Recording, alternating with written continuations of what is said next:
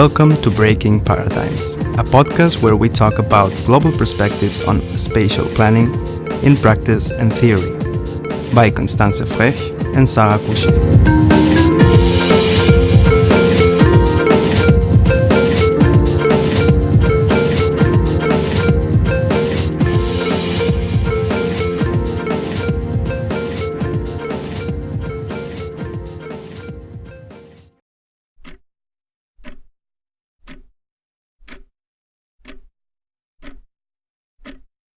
The Earth is 4.6 billion years old. Scaling to 46 years, humans have been here 4 hours. The Industrial Revolution began 1 minute ago, and in that time we have destroyed more than half the world's forests. Greenpeace. In recent discourse, we often hear the phrases "on a dying planet" or "on a broken planet." However, the reality is that the planet will continue while humans create their own extinction. Naomi Klein frames it this way: our economy is at war with many forms of life on Earth, including human life. In this episode, we want to talk about urbanism in the times of climate change, an approach to the challenges urban spaces face nowadays. Climate change is becoming more and more visible and noticeable. Groups like Fridays for Future, Extinction Rebellion, as well as individuals like Greta Thunberg or Arnold Schwarzenegger are mobilizing thousands of people, both as activists but also in the political sphere. The UN will host the Climate Summit in New York from the 21st until the 23rd of September 2019, and UN Habitat addresses climate change in the new urban agenda, which was published after the Habitat 3 conference. They write, By 2050, the world's urban population is expected to nearly double, making urbanization one of the 21st century's most transformative trends. Populations, economic activities, social and cultural interactions, as well as environmental and humanitarian impacts, are increasingly concentrated in cities, and this poses massive sustainability challenges in terms of housing, infrastructure, basic services, food security, health, education, decent jobs, safety, and natural resources, among others. Often, in discussions about climate change and how it can be affected, reverted, or slowed down, we talk about personal choices and political intervention. The built space, however, is often seen as a given and not a questioned entity. In the trailer for an exhibition at the Architectural Center in Vienna on critical care, Elke Krasny, a curator for the exhibition, quotes Peggy Deemer. The history of architecture is the history of capitalism, and further explains that architecture and urbanism are therefore intrinsically connected with the sources of climate change. She elaborates by saying, similarly to Stephen Goldsmith in our first episode, that planners are caretakers of people in the sense that they shape the living conditions for everyone. Stephen Goldsmith even proposed that planners should actually take a vow of doing no harm, similarly to doctors. in times of rapid urbanization around the world, we should question how we build our cities, not just in sustainable or resilient ways, but in a way that actively tackles pollution, CO2 emissions, etc., and offers a way forward. First, we will look at the issues at hand, diving into them one protected resource at a time. Afterwards, we are discussing some solutions and ask you to comment your own experiences. In most common literature, there are 7 categories of protected resources or goods: fauna and flora, air and climate, soil, water, landscape, material goods and cultural heritage, and humans. As a beginning, we want to give you some insight and definitions on those to reach a common understanding. Fauna and flora. Simply spoken, fauna and flora are the animals and the plants on our planet. As we want to focus on the urban context, we focus on animals and plants and their role in the city's ecosystem. More and more animals come to the cities as a result of human activity. The reasons are various: destruction of their natural habitat, better survival chances due to warmer temperatures, and food resources. However, one should keep in mind that cities are not their natural habitat, and even though they can find livable conditions, it's not appropriate to their nature. Usually, the destruction is caused by human influence, through deforestation, claiming additional settlement areas, or pollution, to name a few. Many animals also relocate to other climate conditions on a bigger scale, which can cause additional ecological problems. The biggest harm on our planet's flora is man-made deconstruction of natural environments. These include increasing impervious surfaces, extensive agricultural use, forest fires, change of temperature and seasons. Additionally, plants which are used in cities for parks or other recreational areas need to have characteristics which make them suitable for the new environment, which doesn't necessarily match with indigenous plant life.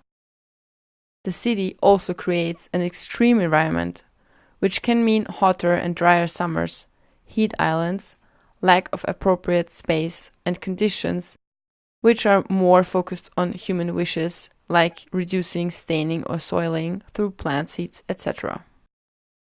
Air and climate. Due to the increasing impervious surfaces, especially in cities, the so-called heat island effect appears. Due to the increased temperatures, the vegetation periods of the plants change. The warmer it is, the sooner the plants start to bloom. The foliage starts earlier, and the decay happens later than usual. Heat and dryness afflict trees and plants, which keeps the plant's growth slow.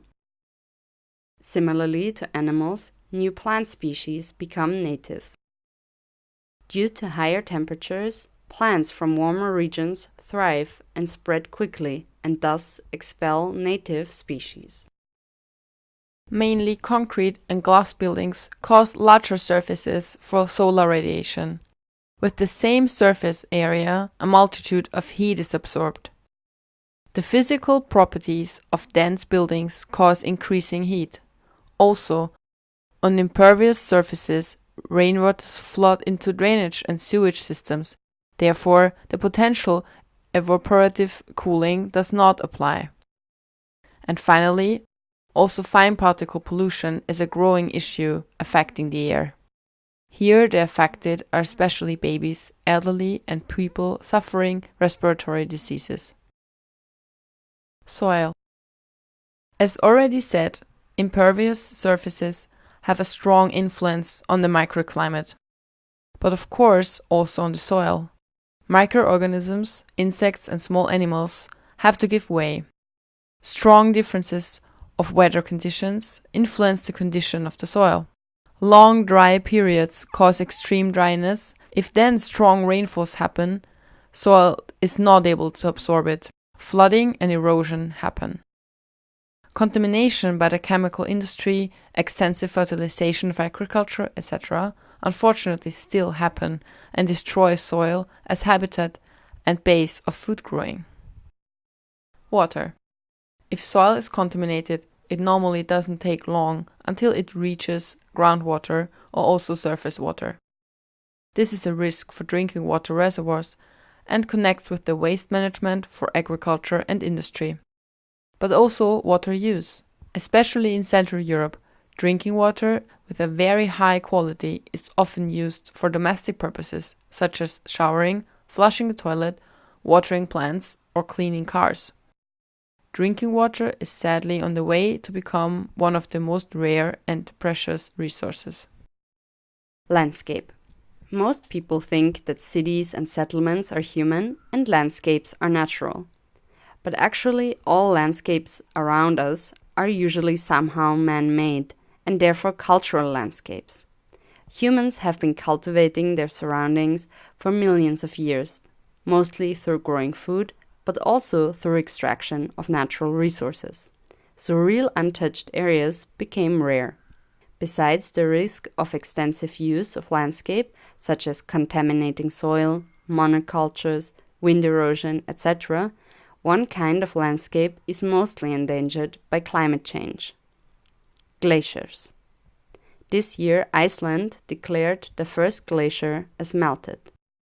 But not only natural resources count as protected goods. Material goods and cultural heritage. Places of monumental protection, buildings, cityscapes and landscapes are more and more exposed to natural disasters like flooding, heat periods, and storms. This is strongly connected to humans, which are the final protected good.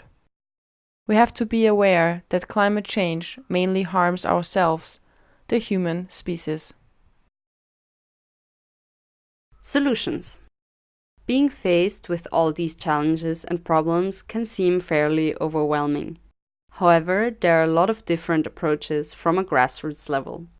The exhibition at the Architectural Center in Vienna showcased many examples. What all these examples seem to have in common are certain elements which at their core follow different environmental strategies towards a more sustainable future. We will not talk about specific best practice examples. We want to look at the bigger picture, different aspects which spatial planning projects can include for a more sustainable outlook. One big trend is greening. Greening, by our definition, simply means planting trees, shrubs, or other vegetation in spaces which previously or traditionally don't have plant vegetation. This doesn't include spontaneous growths or interventions like seed bombing, but plant vegetation in any form. Green rails, rooftops, courtyards, or even urban gardening or farming initiatives, if they are implemented on spaces which were previously not assigned green spaces. The advantages of greening include reduction of CO2, more perspiration surfaces which create cooler microclimates, and depending on the design, it might add more permeable surfaces, help filter water, reduce erosion and desertification. A secondary effect is achieved as a habitat for species, both flora and fauna. Using local and renewable materials. As mentioned in the last episode about learning from the South, local materials can play a vital role in mitigating costs, especially environmental costs. In addition to shorter transportation, it can also help with creating adequate architecture for the local climate conditions, especially through adapting vernacular building methods, which additionally supports cultural heritage and innovation. This brings us right to our next solution. Adapted and adaptable architecture. Climate change brings heat and extreme weather phenomena. Adaptable architecture, which can deal with these conditions, but also mitigate influences through appropriate building materials as mentioned before, but also through their design. For example, creating shaded public spaces or including spaces with multi-purposes as retention pools, wind barriers, etc. Land reclamation. Usually we hear the term related to claiming land which used to be part of the sea. But in this case, we mean reclaiming built-up areas, either as space for new development rather than to destroy further habitat, or reclaim land for nature, renaturalizing everything from industrial zones to riverbeds. Prioritization of living conditions over economic output. It seems that especially those already living in precarious conditions are often most affected by climate-related hazards. In addition, political efforts usually prioritize economic opportunities over sustainably balanced ones. Architecture and urbanization can play an essential role in creating a livable environment, which can also support livelihood strategies. Effect can be created through different inputs like efficient grids, affordable housing, zoning, and mobility. Especially public transportation has a big effect both in terms of ecological impact compared to individual motorization and in terms of economic empowerment of communities. Structural and political framework. One of the things that inform urban planning and architecture significantly are the norms and frameworks they operate within. One of the most common protections currently comes in the form of habitat preservation, like national parks and other similar protected areas. However, when planning for a sustainable future, we need to use and further develop holistic tools and methods for measuring the potential impact of projects. This means anticipating and internalizing not just economic costs, but social and environmental costs as well. Currently, these methods are already in use, but many still weigh the economic aspects higher than the other related costs. To wrap things up, localized solutions are important tools to start pushing for climate justice. They are very visible and can give great input. But when we look towards architecture and planning, we need to go further and look at the bigger picture and create more connections, making sustainable projects not just flagships or special cases, but the norm and the usual. The built environment is very immobile, and so we need to be extra vigilant about making long-term sustainable choices in design, construction, and their interplay. It also means that we can't be fine with making small adaptations which only conceal the worst, but real long-term solutions which move us towards turning things around. We also need to see architecture as part of a system, its interconnection with capital, and the responsibility of the few who have an opportunity to make choices, and the many who don't dare to question the status quo. Write us a comment about your views on the connection between climate justice, architecture, and urbanism. We're waiting for you. This was Breaking Paradigms by Constanze Frech and Sarah Kusché. Be part of the conversation. Connect with us on Facebook, YouTube, and at breakingparadigms.org. Special thanks to our supporters on Patreon. Thomas Fischer.